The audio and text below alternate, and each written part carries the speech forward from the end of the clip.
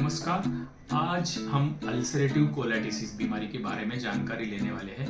वैसे तो हम कोलाइटिस के बारे में काफ़ी बार सुनते हैं कि जब भी कोई फूड पॉइजनिंग होता है, खराब पानी पीते हैं, बाहर का खाना पीना होता है तो जाके पेट में इन्फेक्शन होता है और लूज मोशन होते हैं, पेट में मरोड़ आती है, कभी कभार फीवर आ सकता है।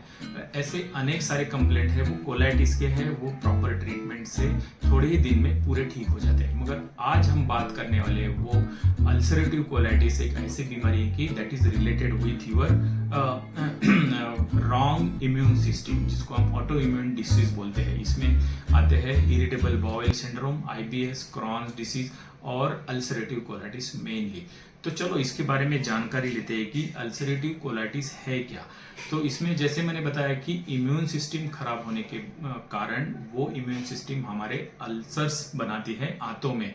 लार्ज इंटेस्टाइन का जो लास्ट पार्ट होता है या रेक्टम होते हैं वहां पर प्रॉपर कुछ जख्म बन जाते हैं, उसको हम अल्सरेटिव कोलाइटिस बोलते हैं, जिससे पेशेंट को मरोड़ होती है, लूज मोशन होता है और सबसे डिस्टिंक्ट सिम्टम है कि काफी सारा म्यूकस जो है वो स्टूल के जरिए शरीर के बाहर जाता है, पस शरीर के बाहर जाता है और इससे बुखार आता है, खून की कमी होती है, एनीमिया डेवलप होता है, पेशेंट को काफ़ी वीकनेस होता है, उसका वेट कम होता है और ये बार बार फ्रीक्वेंटली होता रहता है। इससे के कारण पेशेंट का क्वालिटी ऑफ लाइफ काफ़ी हद तक खराब हो जाता है। तो इसको ट्रीटमेंट भी क्या करते हैं, रेगुलरली जब पेशेंट बड़ी बड़ी फाइल लेके आते हैं तो एंटीबायोटिक होता है, स्टूल्स रोकने के लिए कुछ दवाइयाँ रहती है और खास करके इम्यूनिटी जो गड़बड़ी हुई है उसको सप्रेस करने की कुछ दवाइयाँ, और ज़्यादा सीवियर होता है तो स्टीरॉयड का भी यूज़ करना पड़ता है। काफ़ी बार इमरजेंसी में जो रिटेंशन एनिमा बोलते हैं उसका भी उपयोग किया रहता है। मगर ये करने के बावजूद भी पेशेंट पूरे ठीक होते नहीं, बार बार उनको ये तकलीफ होती रहती है। तो उनमें हम एक खास ट्रीटमेंट करते हैं और आयुर्वेद में एक खास दवा है, उसको परपटी बोलते हैं। परपटी यानी एक पपड़ी जैसी एक चीज होती है जो पारद और गंधक इन दो चीजों से एक साथ मिलाने से और उसका जो मिश्रण है घी में बनाया हुआ वो कदली पत्र पे वो स्प्रेड करते हैं और उसके कारण वो पपड़ी जैसा स्ट्रक्चर बनता है, इसलिए उसको परपटी बोलते हैं। ये परपटी है, यहाँ पंचामृत परपटी आपको दिख रही है, तो कई सारे परपटी के कल्प होते हैं।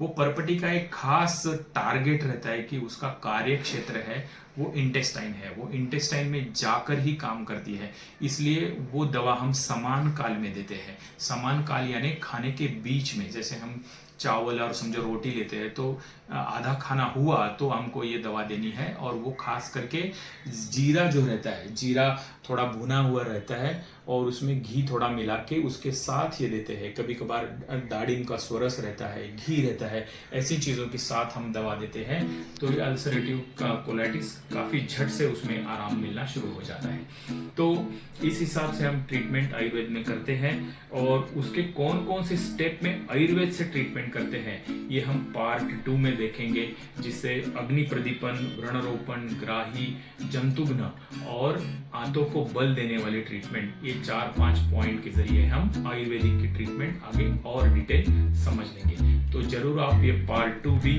देखते रहिए। धन्यवाद।